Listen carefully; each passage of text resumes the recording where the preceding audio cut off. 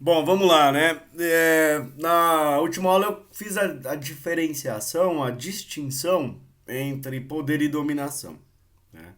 Então, assim, o poder, ele é objeto de estudo da sociologia do Weber, mas o que interessa mesmo, cara, é a dominação, né? E aí é uma pergunta muito legal que o Weber faz, que é a seguinte: ele não se pergunta por que que os governantes mandam, ele se questiona por que que os governados, por que que o povo, por que que os cidadãos obedecem.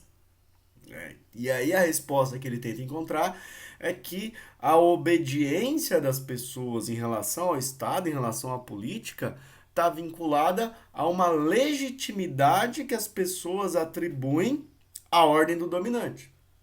Então eu vou falar dos três tipos de dominação e nesse vídeo aqui especificamente da dominação tradicional.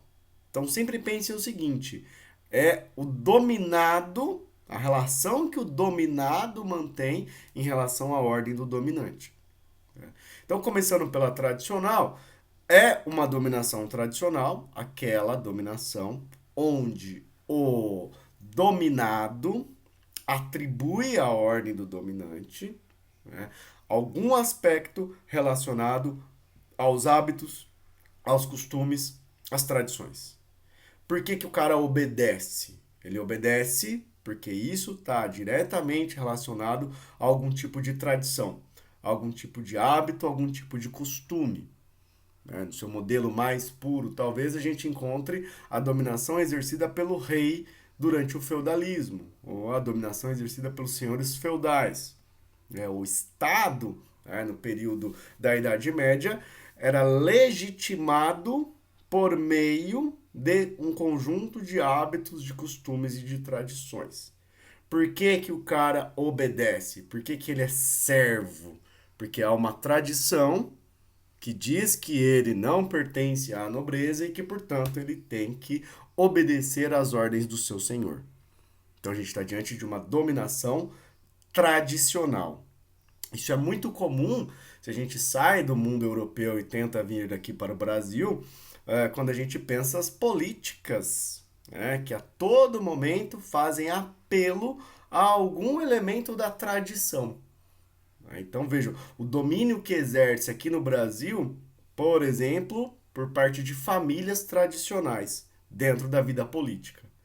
Então, quando o cara vota em alguém porque o cara, fulano de tal, pertence à família tal, que já possui uma certa tradição na política, a gente está diante de um fenômeno político da dominação tradicional.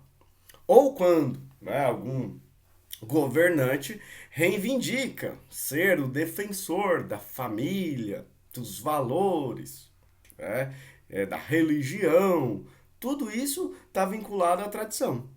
Né? E o sujeito que utiliza esse discurso, ele utiliza esse discurso para a dominação. Vejam que isso lembra muito Maquiavel, né? Como que os governantes se valem da tradição do povo para impor o seu projeto, para impor formas de dominação. E é dessa forma que o Weber vê. Não há neutralidade em política, não há bonzinhos na política. O que existe são relações de dominação.